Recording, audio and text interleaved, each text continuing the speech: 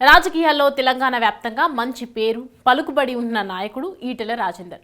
BRS కీలకంగా వ్యవహరించిన ఆయన ఆ పార్టీ సముచిత స్థానం కోసం ఎంతో పోరాటం చేశారు.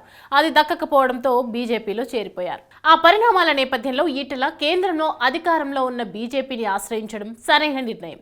ఎందుకంటే రాష్ట్రంలో అధికారంలో ఉంటూ నాడు బలంగా ఉన్న బీఆర్ఎస్ ని తట్టుకోవడం అంటే కష్టం కాబట్టి. రాష్ట్రంలో కూడా కాంగ్రెస్ కంటే బీజేపీ కొంత ఊపులో ఉంది. మొత్తానికి ఉప ఎన్నికల్లో ఈటెల రాజేందర్ గెలిచి కేసీఆర్ కి షాక్ ఇచ్చారు. కానీ ఇటీవల జరిగిన ఎన్నికల్లో మాత్రం తాను 6-7 సార్లు గెలిచిన హుజూరాబాద్ లో తొలిసారి ఓటమి చెందడం మాత్రం ఈటెల రాజకీయ జీవితానికే భారీ షాక్ గా మారింది. దాంతో 2.5 దశాబ్దాల ఈటెల రాజకీయ జీవితం ఆగినట్లుగా అయిపోయింది. తెలంగాణలో కాంగ్రెస్ అధికారంలోకి వచ్చింది. అదే జోష్ హుషార్ త్వరలో జరగనున్న లోక్సభ ఎన్నికల్లోనూ కనిపించే అవకాశాలు పుష్కలంగా ఉన్నాయి. ఇక బీజేపీ తరపున ఈటెల రాజేందర్ ఎంపీగా పోటీ చేయాలంటే కరీంనగర్ సీటు ఖాళీగా లేదు.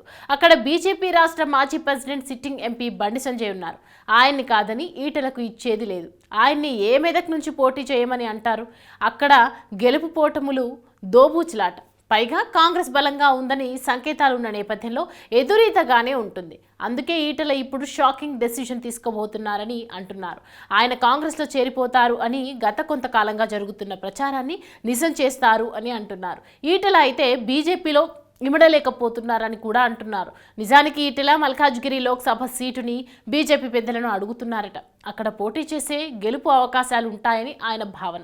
కానీ ఆ సీటు ఇచ్చేందుకు హైకమాండ్ సిద్ధంగా లేరు అని అంటున్నారు. దీంతో ఈటెల కాంగ్రెస్ వైపు చూస్తున్నారు. ఇప్పటికే కాంగ్రెస్లో ఆయన చేరేందుకు ఒక రౌండ్ డిస్కషన్స్ కూడా పూర్తి అయ్యాయని అంటున్నారు. ఈ విషయం మీద కరీంనగర్ జిల్లాలో పెద్ద ఎత్తున చర్చ కూడా సాగుతోంది.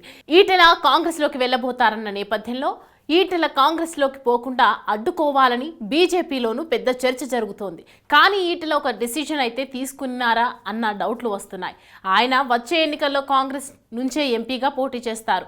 తెలంగాణలో కాంగ్రెస్ బలంగా ఉంది. 5 ఏళ్ల పాటు ఢోకా లేకుండా అధికారంలో ఉంటుంది.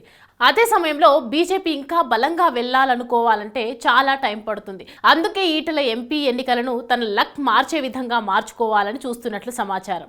ఆయన మల్కాజ్గిరి టికెట్ని కాంగ్రెస్ ఇస్తే తీసుకొని పోటీ చేయబోతారన్నది ఒక చర్చగా ఉంది. మొత్తం మీద చూసుకుంటే ఈటెల కనుక బీజేపీని విడితే ఆ పార్టీకి అదే అతిపెద్ద షాక్గా మారడం ఖాయమని అంటున్నారు.